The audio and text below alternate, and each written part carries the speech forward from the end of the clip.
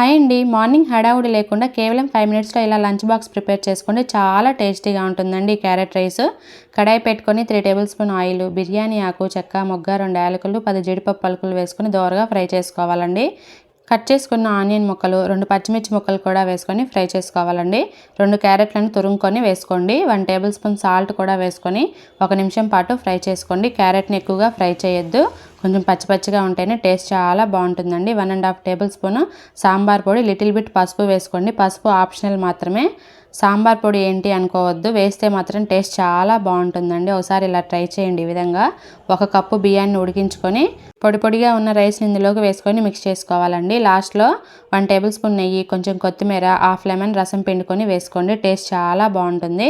అంతే అండి, చాలా సింపుల్గా చేసుకునే క్యారెట్ రైస్ రెడీ. వీడియో నచ్చితే లైక్ చేసి సబ్స్క్రైబ్ చేయండి ఫ్రెండ్స్. పక్కనే ఉన్న బెల్ ఐకాన్ని ఆన్లో పెట్టుకోండి. ఏ వీడియో పెట్టినా కానీ నోటిఫికేషన్ రూపంలో వస్తాయి.